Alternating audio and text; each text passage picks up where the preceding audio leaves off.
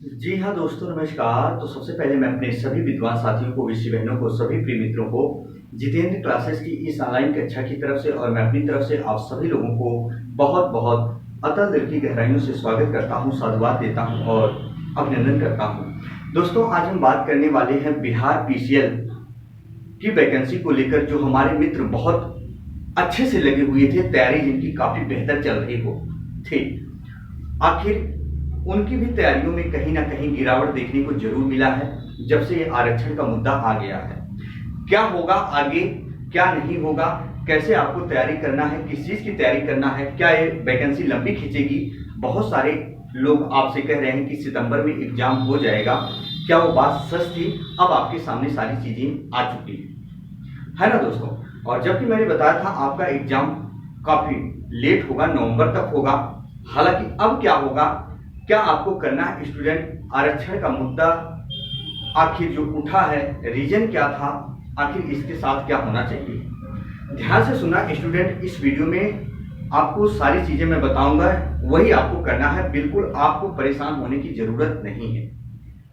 Student, पहले मैं बता देना चाहता हूं, ये जो मुद्दा 65% आरक्षण का आया हुआ है ना, और जो न्यायालय ने इस पर रोक लगा दिया है। हालांकि आज उस पर कुछ न कुछ निष्कर्ष जरूर निकलेगा। आपको सारी चीजें पता है, न्यूज के जरिए, न्यूज के माध्यम से आपने देखा भी होगा, सुना भी होगा।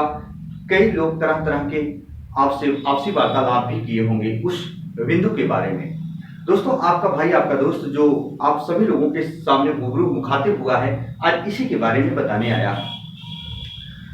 दोस्तों, एक चीज बता दें, आज है 29 जुलाई है। आज देखिए कुछ ना कुछ निष्कर्ष आने वाला है ना, बोर्ड से, न्यायालय से, कि आखिर ये 65% का मुद्दा खारिज होगा कि लागू होगा।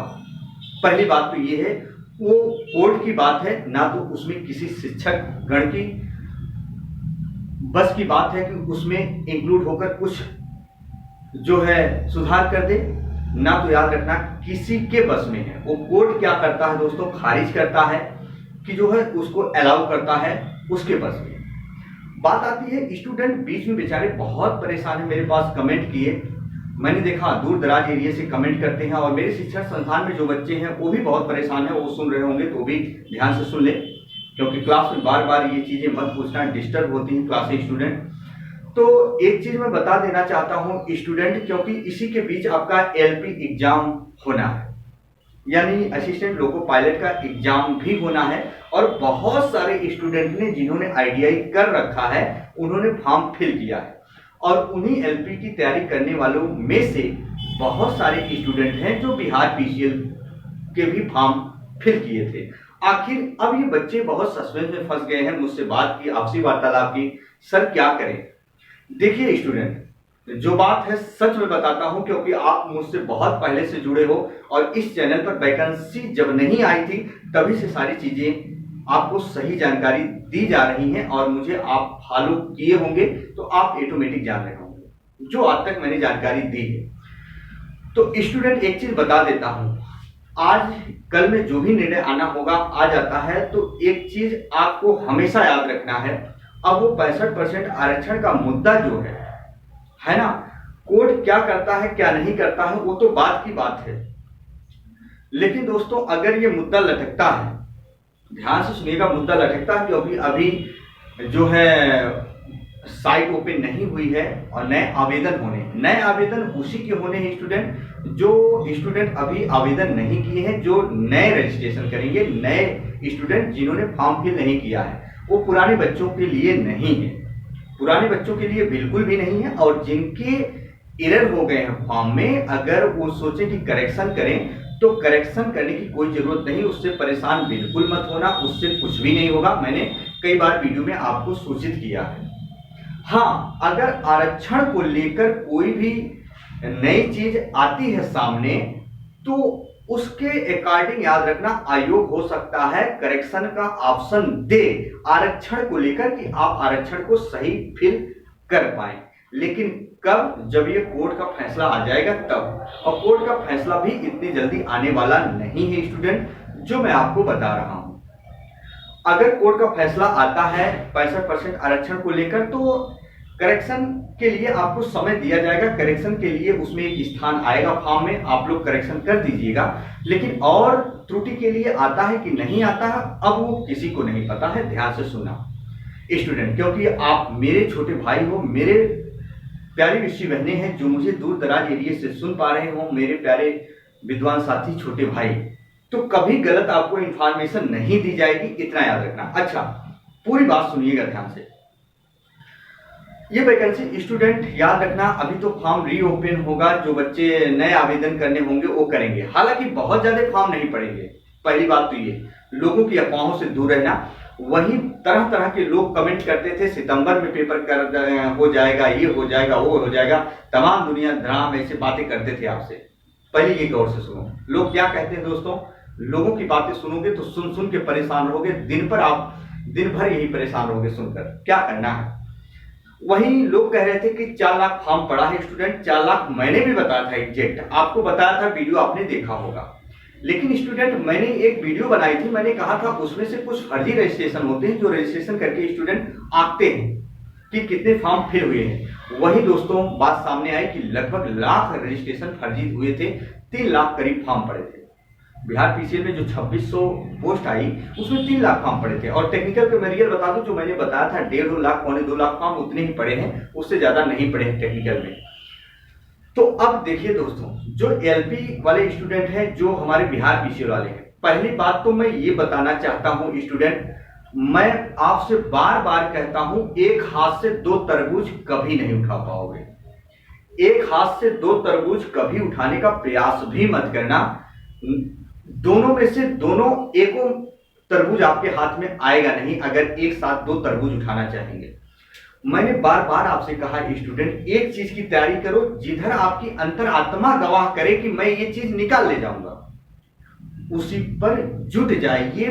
पूरी शरीर की समस्त ऊर्जा उस पर लगा दीजिए, खपा दीजिए अपने आप को स्टूडेंट। अब जो बच्चे सोच रहे हो अगर मेरा नॉन टेक्निकल मजबूत है, ध्यान से सुनना स्टूडेंट, नॉन टेक्निकल जिस स्टूडेंट का बहुत अच्छा होगा, क्योंकि एलपी की वैकेंसी इंक्रीज हो चुकी है, तो उसमें साइको भी होगा, पेपर होगा, साइको होगा, मेडिकल होगा, तब जाके फाइनल मेरिट आएगी। तो स्टूडेंट अगर जिस स्टूडेंट के अगर नॉन टेक्निकल काफी मजबूत हो, ठीक ठाक हो, तो स्टूडेंट मेरा आपसे रिक्वेस्ट है, आप बिहार पीसीएल की तैयारी ना कर आप एलपी में लग जाइए।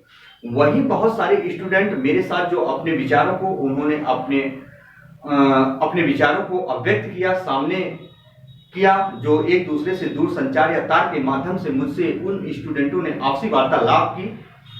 फैक्ट बता रहा हूं, जिनके टेक्निकल बहुत अच्छे होंगे, जिनके बेसिक कंसेप्ट बहुत अच्छे होंगे, याद रखना वो बिहार पीसीएल की तैयारी करें। वो क्या करें, बिहार पीसीएल की तैयारी जरूर करें। अच्छा, कुछ बच्चे हैं, अब हो सकता है इसमें कंफ्यूज हो, अगर आप सुन रहे होंगे तो ये जरूर, अगर दोनों फॉर्म फिल किए होंगे तो ये जरूर आपके मन में होगा सवाल, कहीं अगर बिहार पीसीएल और एलपी दोनों साथ में एग्जाम कराएं आगे पीछे, तो स्टूडेंट दोनों की तैयारी तो नहीं हो पाएगी, 100% आप भी जान रहे हो। लेकिन ये हो ही नहीं सकता कि अब बिहार पीसीएल और एलपी का एग्जाम साथ साथ हो, बिहार पीसीएल और एलपी का एग्जाम साथ साथ हो, क्योंकि ये मामला दोस्तों अगर आरक्षण का न्यायालय में गया है तो याद रखना ये हो सकता है काफी लंबी वैकेंसी खींचे। एक मेरा अनुमान है, उम्मीद है, जो मैंने कई वर्षों से देखते हुए आया है। तो दोस्तों एलपी का एग्जाम आपका तो फिक्स है, जो कैलेंडर में जारी किया गया था वो एग्जाम होगा ही होगा, है ना, वो एग्जाम जल्दी होगा एलपी का, क्योंकि 2 एग्जाम होने भाई, एक तो आपका रिटर्न होगा, एक साइको होगा, ऐसे होगा। तो मेरा मानना ये है, कुछ दिन और देख लीजिए, ज्यादा नहीं, आपको 1 हफ्ते 10 दिन में पता चल जाएगा जरूर कि हम किसकी तैयारी करें। तो मैंने पहले बता दिया, क्या आपका अंतरात्मा, क्या आपका दिल गवाह करता है, जो चीज आपके नजदीक हो, जो चीज आप हासिल कर पाओ, उसी की तरफ जाइए। लेकिन दोस्तों एक तीर से 2 निशाना कभी मत करना, ना गलती मत करना। जो चीज आपको लगे कि हमारे लिए सुटेबल होगी वही करिएगा। अगर एलपी में बहुत सारे बच्चे भाग गए तो याद रखना, अगर सिलेक्शन हो जाता है, वहीं बहुत सारे स्टूडेंट अदर कॉम्पिटिटिव एग्जाम में फॉर्म फिल किए हैं, अगर एग्जाम क्लियर हो जाते हैं तो बिहार पीसीएल की तैयारी करने वाले स्टूडेंट के लिए गोल्डन अपॉर्चुनिटी होगी, क्योंकि बहुत सारे बच्चे तब तक सेलेक्ट हो चुके होंगे और याद रखिएगा अपने अपने पद पर चयनित हो चुके होंगे। और इसके बाद इसमें कंपटीशन बहुत कम हो जाएगा, बहुत कम हो जाएगा। रियली मैं बता दूं स्टूडेंट, रियली बता दूं बहुत कम हो जाएगा।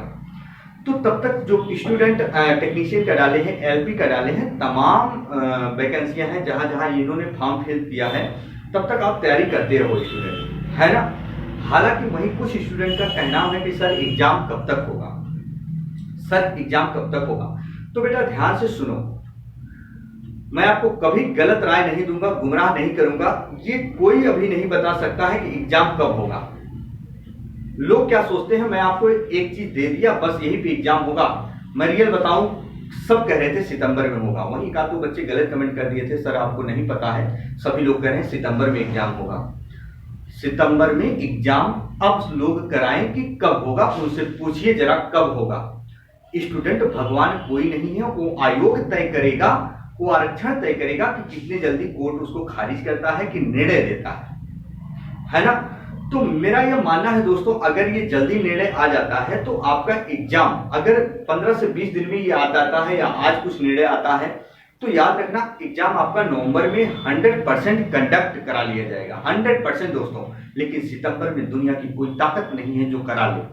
मैं बार बार आपसे कहता हूं, यूट्यूब पे लोग, बहुत सारे लोग आपसी वार्तालाप किए होंगे, आपने सुना भी होगा उनके द्वारा कराए गए ध्वनियों के उच्चारण को, चाहे वो निम्न लघु बुद्धि के स्टूडेंट हो, चाहे मध्यम, चाहे उच्च लघु बुद्धि के स्टूडेंट। तो स्टूडेंट कभी विश्वास मत करिएगा, आपके पास टाइम मिलेगा और उस टाइम का आप लाभ उठाइए, आपके लिए गोल्डन अपॉर्चुनिटी होगी। याद रखना वैकेंसी भी कम नहीं है, आपका सिलेक्शन 100% हो जाएगा, 100% हो जाएगा स्टूडेंट, ये मान लीजिए मेरी बात जो मैं कह रहा हूं, है ना। और कटाप भी बहुत नहीं जाएगी, मैंने एक बार पिछली वीडियो में बताया था स्टूडेंट की कटाप बहुत नहीं जाएगी। जहां एलपी फाइनल हुई, एलपी का एक एग्जाम किसी बच्चे ने निकाला, पहला वाला पेपर, तो याद रखना फिर वो बिहार पीसीएल में नहीं लगे। और जो बच्चा अगर बिहार पीसीएल छोड़कर एलपी में लगा हुआ है, तो याद रखना उसके टेक्निकल उतने ठीक नहीं हो पाएंगे, टेक्निकल उतने ठीक नहीं हो पाएंगे दोस्तों। वो अलग की बात, लोग कहते हैं नहीं हम दोनों फॉर्म फिलअप किए हैं, वो फिल भी करना चाहिए फॉर्म, कि अगर हो सकता है एक फॉर्म यहाँ ना हो, एग्जाम काफी लेट हो सकता है एलपी में जो बच्चे फॉर्म फिल किए हों उनका एग्जाम हो जाए, तब तक बिहार पीसीएल की अगर वैकेंसी और खिंचती है, और खिंचती एग्जाम डिले होता है, तो इनके लिए भी गोल्डन अपॉर्चुनिटी होगी। किनके लिए? जो एलपी में फॉर्म फिल किए हैं, इनके लिए भी गोल्डन अपॉर्चुनिटी होगी। तो स्टूडेंट एक दो सप्ताह में जैसे निर्णय आ जाता है हम आपको जरूर बताएंगे। यदि चैनल पर आप नए होंगे तो चैनल को सब्सक्राइब कर लीजिएगा, बेल आइकन को जरूर प्रेस कीजिएगा।